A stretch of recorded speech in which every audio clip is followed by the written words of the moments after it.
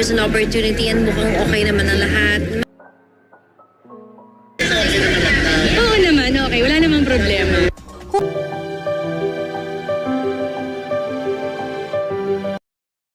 Tapos na ba ang feud? Pina-follow na nina Heart Evangelista at Marian Rivera ang isa't isa sa Instagram, na labis na ikinagagalak ng mga tagahanga nila. Ito na ba ang simula ng magandang pagkakaibigan ng dalawang A-list actress? Kamakailan lang, napansin ng mga eagle-eyed fans, ang dalawang GMA powerhouses, na pina-follow na nila ang isa't isa sa Instagram. Bagamat hindi malinaw kung sino ang naunang nag-follow, ang sorpresang ito'y labis na ikinatuwa ng kanilang mga tagahanga. Nasabik na makitang mag-interact ang dalawang celebrities pagkatapos ng mga taon ng tsismis na sila ay nagkaroon ng alitan. Ito ang ilang comments ng mga fans. Marian Rivera and Heart Evangelista are here to maximize their joint slay.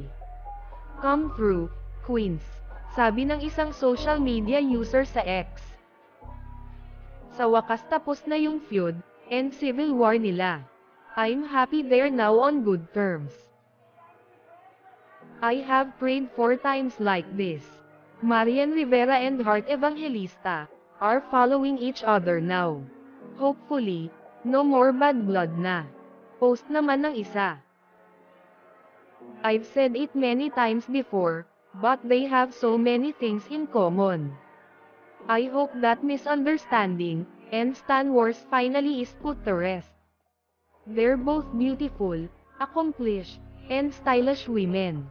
We don't need to pit them against each other, dagdag ng isa pa.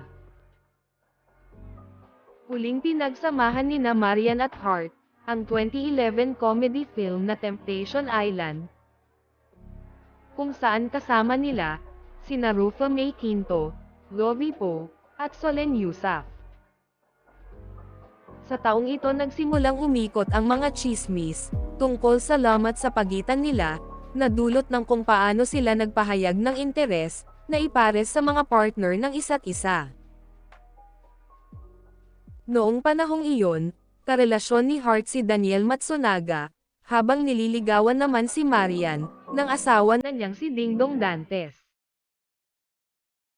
Lalong lumaki ang lamat ng ang ina ni Heart, na si Cecile Ompauco, di umano ay kinumpronte si Marian sa airport, kasama ang isang team ng mga bodyguard, at sinigawan si Marian na layuan ang kanyang anak.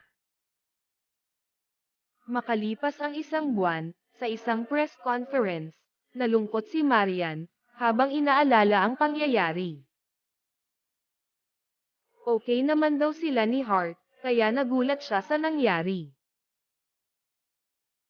Si Heart at ang kanyang ina, ay nagsagawa ng magkahiwalay na press conference, na nagsasabing hindi ito totoo, at iyon ay mga security sa airport, hindi mga bodyguard. Kalaunan ay naglabas ng pahayag ang GMA, na nagsasabing ang isyu sa pagitan, ng kanilang dalawang prized talents, ay personal at hiniling sa kanila, na tigilan ang hindi kanais-nais na isyu. Simula noon, hindi na nakitang magkasama ang dalawang bida.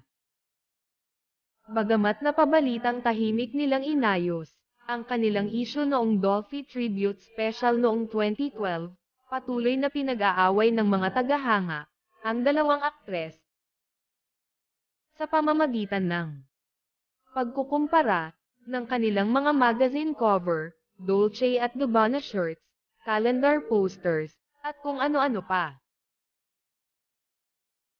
Sa kabila ng simple, ngunit nakakatuwang pakikipag-ugnayan, nina Marian at Heart sa Instagram, hindi ito ang unang pagkakataon, na nagpakita ng suporta, ang dalawa sa isa't isa online.